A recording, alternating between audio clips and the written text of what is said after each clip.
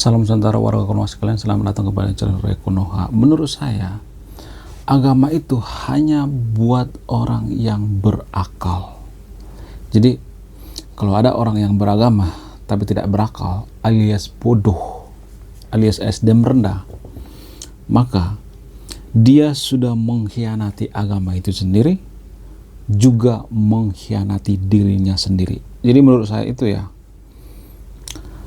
orang bodoh tidak cocok dikasih agama. Orang bodoh tidak bisa dikasih agama. Apa alasannya?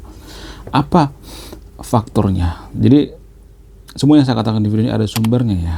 Nanti saya akan tampilkan sumbernya di sini ya. Ada sumber pendukungnya. Ya, walaupun saya mengatakan bahwa ini menurut saya, tapi ada sumber pendukungnya juga ya.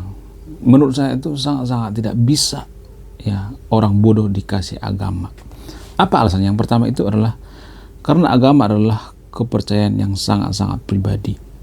Agama adalah kepercayaan yang sangat-sangat intim dan ya tidak boleh dipublikasi sebenarnya. Agama itu tuh nggak boleh dipublikasi. Itu adalah hal-hal yang sangat yang pribadi ya, intim ya. Nah, kalau misalnya ada orang bodoh nih atau SDM rendah misalnya, katakanlah seorang Pak RT di Konoha misalnya, dikasih agama nih sama Pak RT, tapi Pak RT-nya ini orang bodoh, bin tolol ya, terus dikasih agama, maka nggak semuanya, tapi ya ini hanya di Konoha bukan Indonesia, saya nggak urusin orang Indonesia ya, bisa saja Pak RT ini memanfaatkan agama ini untuk apa?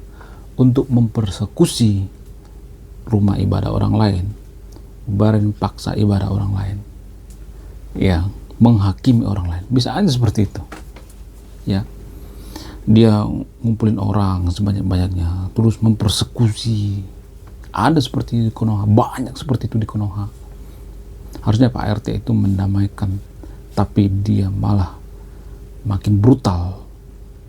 Dia yang bikin onar, sehingga apa?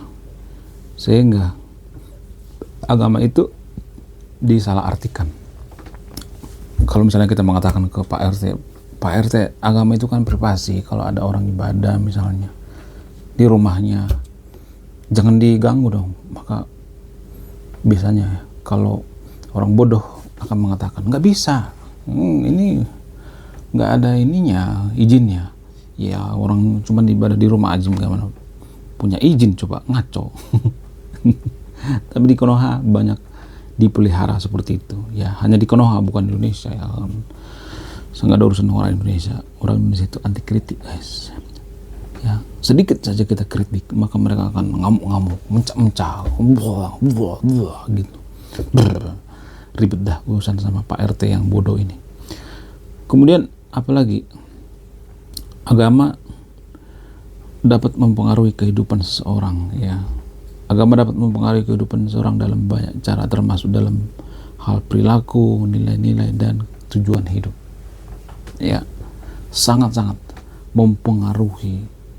Kalau misalnya tradisi dalam beragama suatu negara atau suatu agama itu mengajarkan kebodohan-kebodohan, maka ini akan mempengaruhi SDM suatu bangsa. Sangat berpengaruh, karena banyak keputusan kita sehari-hari itu berdasarkan agama. Ibarat suatu negara ya, komputer ibarat suatu negara, softwarenya itu adalah agama.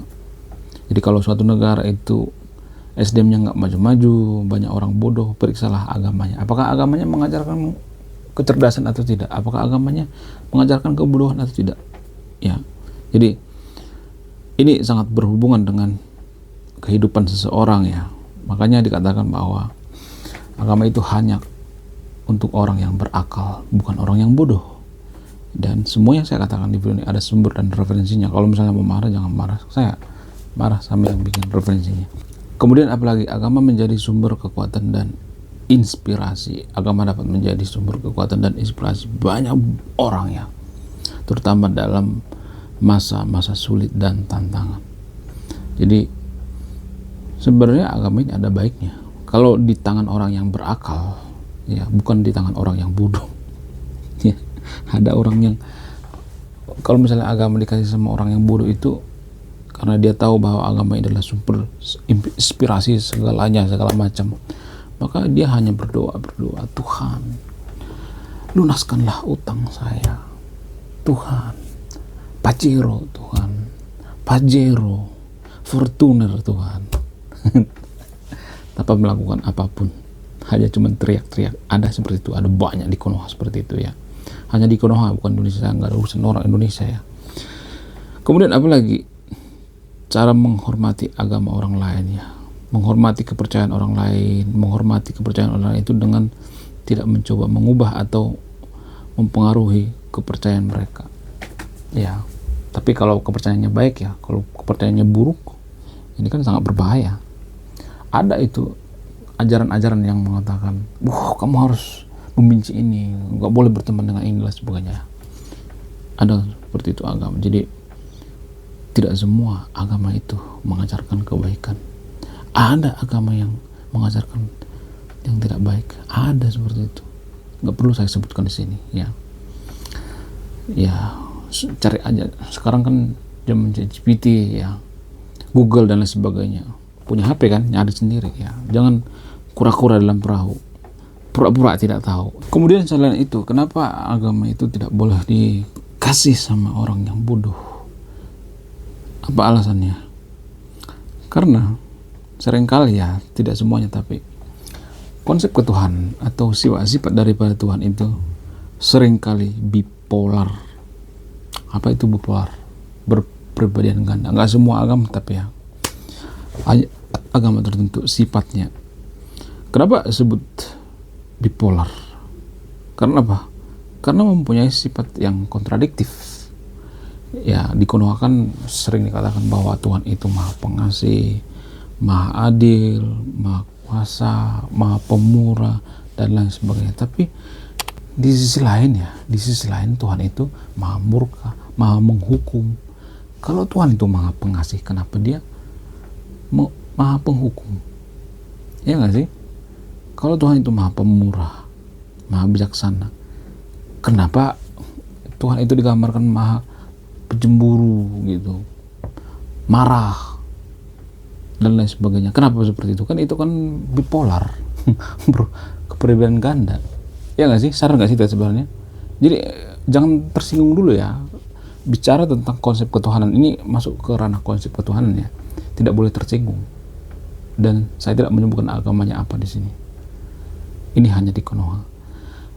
Bipolar, kontradiktif, berperbedaan ganda, Maha baik, Maha bijaksana, Maha murka, Maha menghukum. Ini kan kontradiktif, ya nggak sih? Apakah Tuhan itu seperti manusia?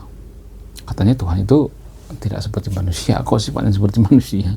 Kan ngaco kan? Ngaco, ya nggak sih? Benar nggak? Sadar nggak sih? Inilah alasannya kenapa agama itu tidak boleh dikasih sama orang bodoh. Karena apa? Karena dia akan memanfaatkan sifat Tuhan Maha Pemarah ini, Maha Pencemburu ini. Dikit-dikit dia akan merasa seperti dimarahin Tuhan ya. Dikit-dikit dia akan seperti ditakut-takuti oleh Tuhan, ditakut-takuti oleh neraka. Ada seperti itu di Konoha, dikejar-kejar neraka. Karena apa? Karena dia tahu bahwa Tuhan itu maha penghukum. Jadi itulah alasannya kenapa saya mengatakan bahwa agama itu bagi orang yang sangat-sangat berakal, bukan orang yang bodoh. Tapi di Konoha ini hanya simbol ya. Agama kita itu adalah agama yang berakal. Agama kita yang berakal. Tapi SDM Konoha menurut penelitian ya, kita tuh kalau nggak salah itu di 50 sekian ya, SDM Konoha paling terpuruk sedunia. Ya, kalau SDM kita itu tinggi atau kita itu nggak bodoh, maka atau kita berakal, maka kita akan SDM tinggi dong. Nggak ada yang namanya orang bodoh gitu ya. Jadi ini semacam kontradiktif dan harus benar-benar dipahami. Jadi menurut saya pribadi itu sangat berbahaya kalau agama dikasih sama orang bodoh. Tapi di Konoha itu ya mau orang gila, orang bodoh sekalipun masuk aja ke agama kita. Agama kita semuanya ditampung. Ya, yang ada mereka akan merusak agama itu sendiri.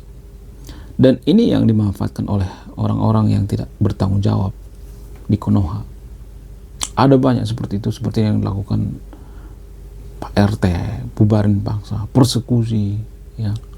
Dan orang-orang yang radikal juga melakukan hal-hal seperti ini, memanfaatkan hal seperti ini, sifat Tuhan Maha Pemarah ini, Maha Penghukum. Jadi dia berhak menghakimi agama lain, ya, menghakimi agama lain untuk menghukum agama lain. Ada seperti itu, banyak. Kemudian saya melihat di Konoha itu, ya, kita itu sebenarnya bukan orang yang beragama, tapi yang menganut tafsir, ya. Kita itu sebenarnya penganut tafsir.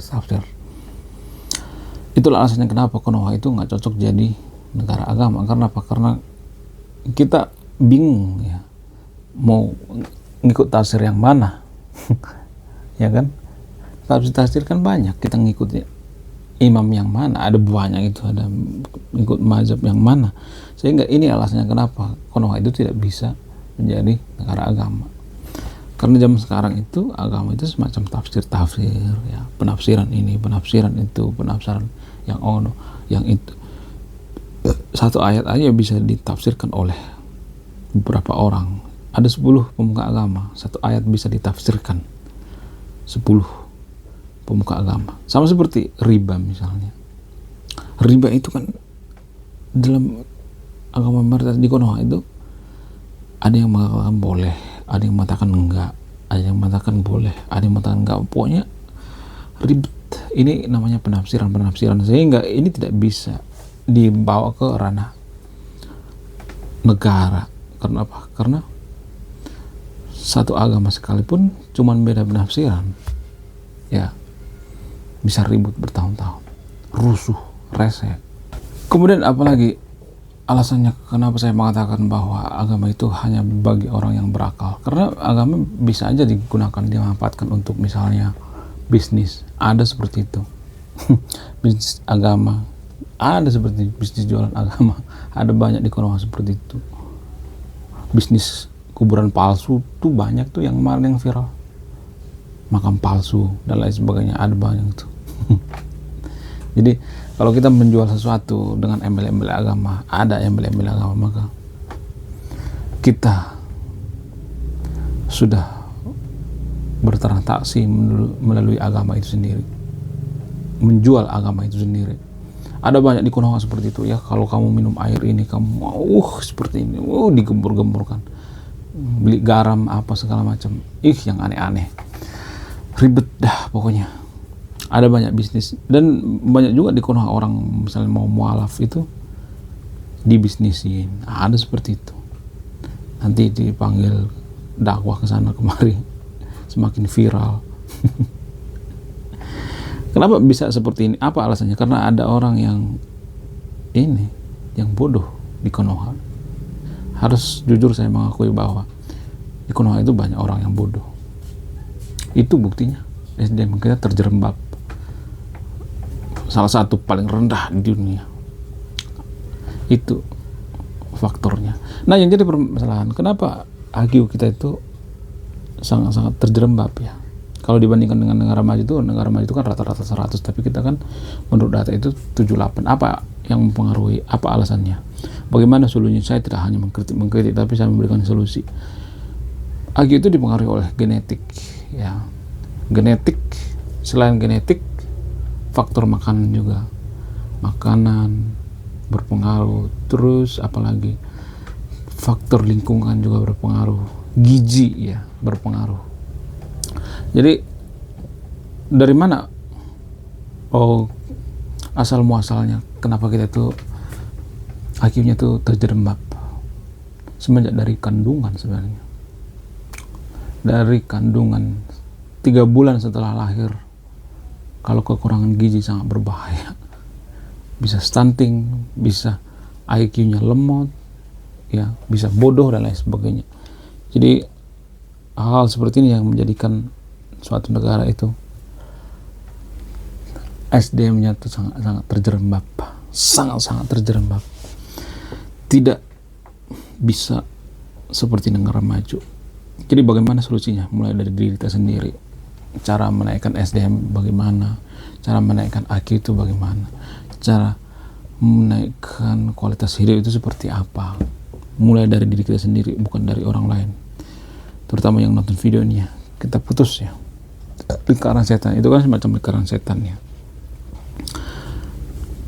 Lingkaran setan pertama ya genetik, terus gizi, lingkungan, ya ada banyak lagi itu ya, termasuk kebiasaan-kebiasaan sehari-hari yang tidak suka membaca dan lain sebagainya, itu juga berpengaruh. Biasanya orang-orang yang tinggal dengaran baju itu adalah orang-orang yang sangat rajin membaca. Mereka membaca minimal 1 buku 1 bulan. Satu contoh misalnya orang-orang Israel itu sangat hobi dalam membaca.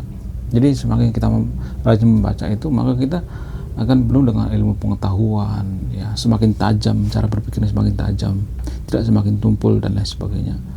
Oke, terima kasih sudah menyimak dalam video ini. Saya Ray Kurniawan, salam rasional.